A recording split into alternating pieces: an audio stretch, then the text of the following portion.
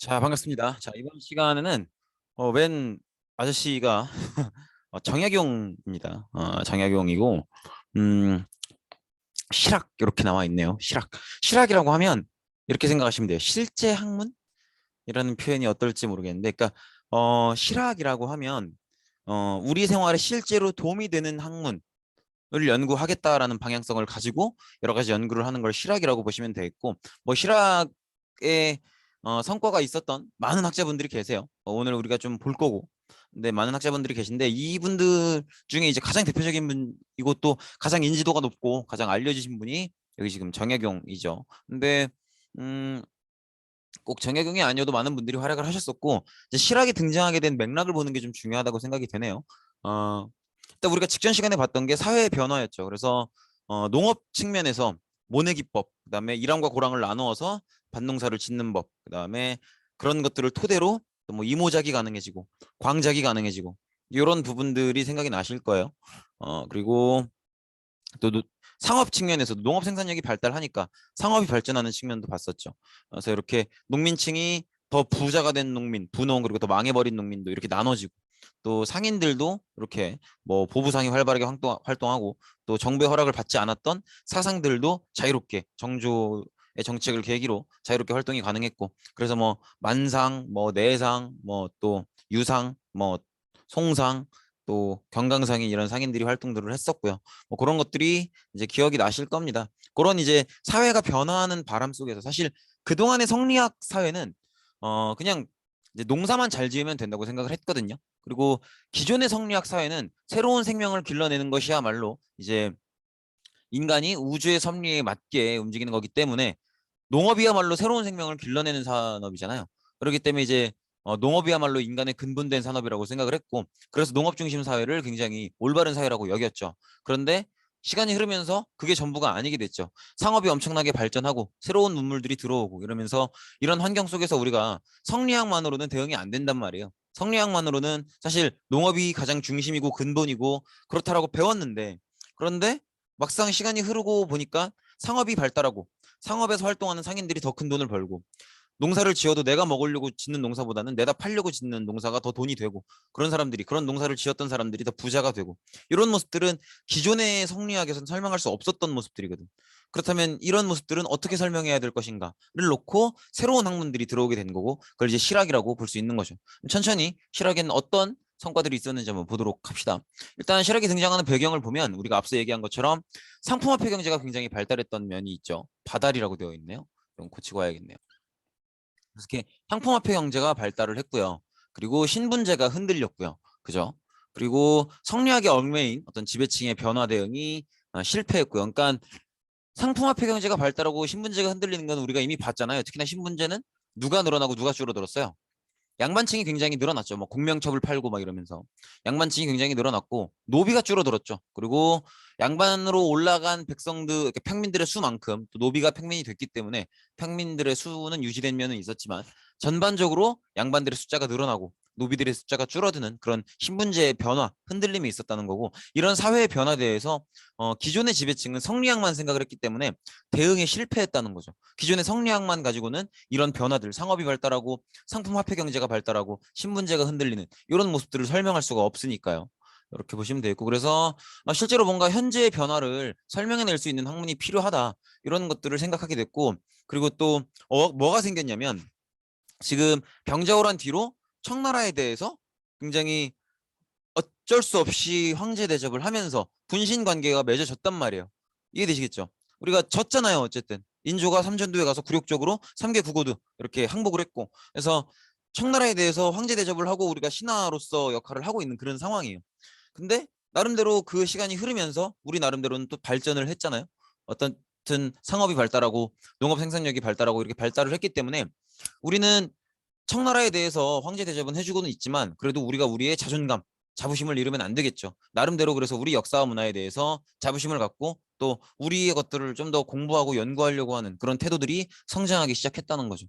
그래서 어떤 현재의 여러 가지 문제점들, 사회가 변화하고 있는데도 정치권이 이걸 대응하지 못하고 있는 모습들, 그런 것들을 해결하기 위해서 정치, 경제, 사회 현실을 해결하기 위한 방안을 제시하게 되는 거죠. 그리고 또 청나라에서 이때부터 고증학의 영향을 받게 됩니다. 고증학이라고 하는 건 뭐냐면 학문을 할 때 그냥 뭐 그렇다더라 하는 식이 아니라 실제로 그 주장을 증명할 수 있는 어떤 근거들이 제시되어야 된다. 그래서 그 근거를 통해서 증명하는 것들을 학문으로 받아들이자라고 하는 게 이제 고증학이에요. 그래서 단순히 경전을 따르기보다는 그 경전의 실제 의미를 좀 생각해보고 그것들을 좀 증명하는 과정을 갖는, 논리적으로 증명하는 과정, 그리고 또 진위 여부를 찾고 좀 근거를 찾는, 객관적으로 탐구하는 그런 학문이 이제 고증학이라고 볼 수 있겠죠. 그리고 또 이때쯤에서 청나라를 통해서 서양 과학 기술도 많이 실학에 들어오게 됩니다. 사실은 우리가 지난 시간에 이제 어, 인조 때 청나라에 패배하면서 소현세자와 복림대군이 끌려갔었죠. 그리고 그 둘이 이제 결국 귀국을 하고 왕으로 올라간 건 세자였던 소현세자가 아니라 복림대군이 올라가죠. 그 왜 그러냐면 둘은 청나라 생활을 하면서 좀 결이 달랐어요. 복림대군은 여전히 청나라 진짜 언젠간 복수를 해야 된다, 이런 마인드였고, 소현세자는 당시에 청나라에 들어와 있던 아담샬 뭐 이런 서양의 어떤 이제 선교사들, 종교를 퍼뜨리려고 하는 사람들이랑 친분을 맺으면서 아담샬이나 이런 서양 선교사들로부터 좀 과학 기술도 좀 이렇게 호기심을 갖게 되고 좀 살펴보게 되고 요랬었던 게 소현세자였다면, 복림대군은 아까 얘기했던 것처럼 여전히 북벌, 오로지 청에 대한 복수, 이런 것들만을 생각을 했죠. 그래서 귀국한 뒤에는 아무래도 인조한테 대해서는 소현세자보다는 복림대군이 더 이쁨을 받았기 때문에 복림대군이 이제 효종으로 올라갔고, 올라간 뒤에도 이렇게 막 북벌을 주장하는 그런 모습을 보이죠. 근데 어쨌든 소현세자한테서도 볼 수 있듯이 우리나라에도 조금씩 서양의 과학 기술들이 조금씩 흘러 들어오고 있는, 그리고 또 인조 때 뭐 네덜란드 사람인 하멜이 표류하기도 하고 이런 모습들 덕분에 서양 과학 기술들이 우리나라에도 조금씩 들어오기 시작했다라는 거. 그래서 이렇게 좀 객관성을 추구하는 학문들의 영향을 받았다라는 걸 볼 수 있죠. 그렇게 보시면 되겠고, 그리고 어쨌든 전반적으로 생활이 나아져야 될 거 아니에요. 특히나 우리가 앞서서 봤듯이 뭐 모내기법이든 이랑고랑을 나눠서 농사를 짓는 법이든 이모작이든 잘된 농민이 있고 그렇지 못한 농민이 있단 말이에요. 그러면 그렇지 못한 농민은 빈부격차가 점점 심해지면서 점점 가난해져요. 그러면 이 농민들이 잘된 농민들한테 자기도 살아야 되니까 최소한의 먹을 건 사야 되니까 이 자기가 갖고 있는 땅들을 팔게 됩니다. 그럼 가진 땅이 없게 되는 거죠. 그렇게 되면 이제 땅이 많은 그런 농민들이나 지주들한테 땅을 빌려서 농사 짓게 되죠. 땅을 빌려서 농사 짓고 그 농사 지어서 수확하는 거에 절반 정도를 땅 주인에게 주고, 이런 소작농들이 굉장히 늘어나게 됩니다.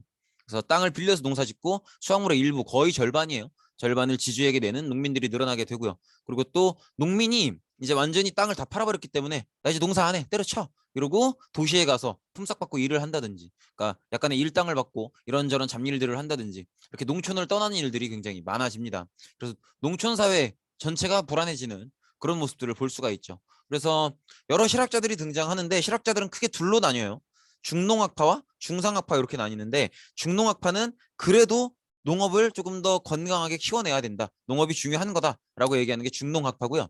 그다음에 중상학파는 이제는 상업이 중요해졌다, 상업을 중요하게 키워야 된다라고 주장하는 사람들이 중상학파예요. 중농학파부터 보면 대표적으로는 유형원이 있어요. 자기의 책 반개수록에서 주장했었던 균전론. 즉 균전론은 지금 어, 농민들 간의 빈부격차가 심하단 말이에요. 그래서 어떤 사람들은 어마어마하게 넓은 땅을 가지고 있고, 또 어떤 사람은 땅이 없어요. 농사 지을 땅도 없고 빌려서 농사 지어야 되고, 그러면 농사 지은 거에 절반은 또 갖다 줘야 되고 더 가난해지고, 이런 문제들을 해결하기 위해서 균전, 그러니까 똑같이 나눠주자는 거죠. 사실 균전론은 우리가 이미 균전제라고 해서 중국사를 배울 때 본 적은 있어요. 이제 북위부터 수나라 때 이렇게 시행이 됐던 제도인데, 당나라 때도 시행이 됐었죠. 잘 안 됐지만 어쨌든 이렇게 모든 농민들에게 정부가 나서서 땅을 똑같이 나눠주자, 이게 균전론입니다. 근데 유형원은 이때까지만 해도 아직은 그런 성리학적인 신분 질서를 벗어나지 못해서 신분에 따라서 조금 더 높은 신분이면 땅을 더 많이 주는 방향으로 차등 있게 나누어 주자, 어쨌든 나눠주기는 하자, 이렇게 주장했던 게 유형원이고, 유형원은 이 균전론이라는 주장을 반개수록이라는 책에서 주장을 하는데, 이 책 제목보다는 이 주장하는 이 이론의 이름 균전론은 꼭 기억을 해 두셔야 돼요. 그리고 앞으로도 이렇게 학자와 그 학자가 주장한 이론이 나올 거예요. 요거는 꼭 매치시켜서 기억을 해 주셔야 돼요. 유형원의 균전론 내용까지도 신분에 따라서 토지를 조금 차등 있게 어쨌든 나눠주자, 그래서 지금 이렇게 어떤 사람은 땅이 아예 없고 어떤 사람은 땅이 너무 많이 갖고 있고 이런 것들을 조금 해결해 보자.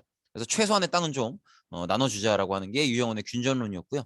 그다음에 이익의 한전론, 이익은 한전론을 제시하는데 성호사설이라는 책에서 제시를 합니다. 근데 한전론은 뭐냐면 최소한의 땅, 한 가정의 생계를 유지하기 위해서 필요한 최소한의 토지를 인정해주고 그것만큼은 못 팔게끔, 그것만큼은 반드시 가질 수 있게끔 지켜주자.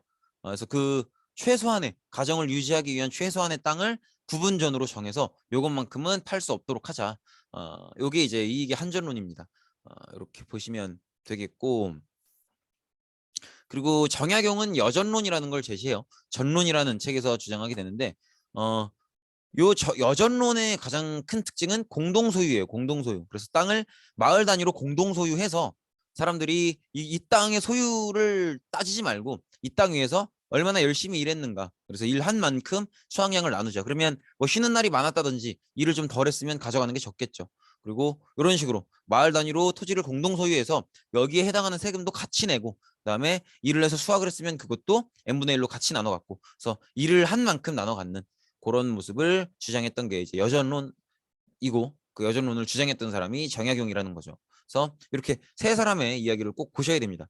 유영원의 균전론, 그다음에 이익의 한전론, 그다음에 정약용의 여전론 어떤 내용들인지 유영원은 신분에 따라 차등 있게 나눠주자. 이익은 이제 최소한의 땅을 구분전으로 정해서 매매하지 못하게 하자. 그다음에 정약용은 이제 마을 단위로 공동 소유해서 일을 한 만큼 수확량을 나눠 갖자. 이런 주장을 했었다는 걸 보시면 되겠고 그다음에 상공업을 중시하자는 사람들도 있었어요. 그래서 경제적인 변화 이런 것들을 강조하면서 물자 유통이 중요하다 이렇게 주장했었던 학자들이 있습니다. 대표적으로는 유수원이 있습니다. 앞선 유형원이랑 헷갈리시면 안 돼요.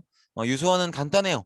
그동안의 조선사회는 산업공상이라 그래서 선비가 가장 높은 존경할 만한 직업이고 그 다음에는 농민, 그 다음엔 이제 물건을 만드는 공인, 그 다음엔 이제 물건을 파는 상인 이렇게 상인이 가장 천대받을 직업이다 이런 식으로 나눠놨었거든요.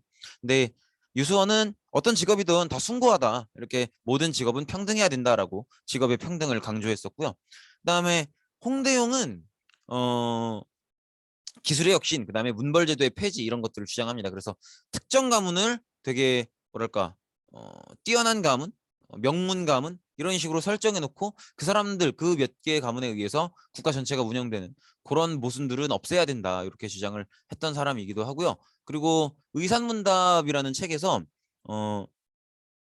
지구의 자전론, 지구가 스스로 도는 것이다 이런 것들도 주장하고 그다음에 지구가 도는 것이기 때문에 어느 나라가 특정 국가가 지구의 중심이라고 볼 수 없다. 그렇기 때문에 중국을 세상의 중심으로 여기는 생각은 그렇게 올바른 생각이 아니다라고 중화주의를 비판하게 됩니다. 그래서 이제 우리가 굳이 중국을 중심에 놓고 생각할 필요는 없다라는 생각을 처음 주장했던 게 이제 홍대용이죠.